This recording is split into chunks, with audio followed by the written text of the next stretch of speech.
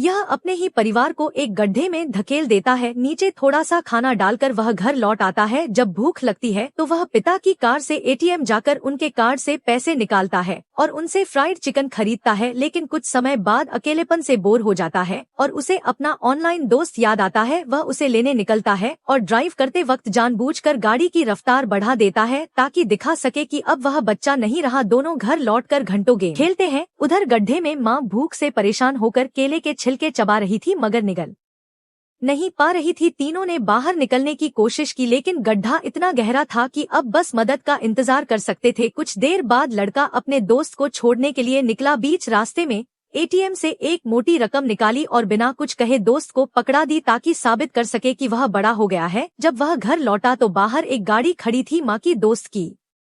लड़का घबरा गया और फिल्मी कहानियां बनाने लगा लेकिन औरत को उसकी बातों में झोल दिख गया। उसने माँ को फोन किया मगर घंटी घर के अंदर से बजने लगी। यह सुनकर उसने तुरंत पुलिस को बुला लिया।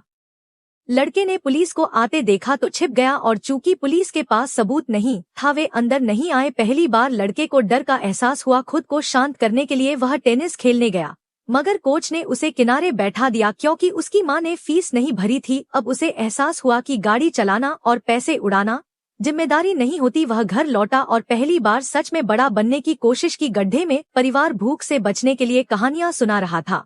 तभी बहन कदमों की आहट सुनी मगर उसने सिर्फ खाने की एक बाल्टी नीचे डाली। पिता को लगा कि वह रस्सी डालकर बाहर निकालेगा लेकिन लड़के ने पहले ही रस्सी काट दी थी। वह गड्ढे के किनारे बैठकर परिवार को घूरते हुए खाना खाने लगा और फिर घर लौट आया मगर उसे कोई खुशी नहीं हुई। परेशान होकर वह वापस गड्ढे के पास पहुंचा और देखा कि ठंड में माँ पिता और बहन एक दूसरे से लिपटे सो रहे हैं। उसकी आंखें भर आईं। बहन ने उसे देखा लेकिन बुरा भला कहने के बजाय मुस्कुराकर कहा खाना देने के लिए शुक्रिया और फिर किसी कारण माफी मांग ली। लड़का बिना कुछ कहे चला गया लेकिन कुछ देर बाद गड्ढे के पास एक सीढ़ी दिखाई दी।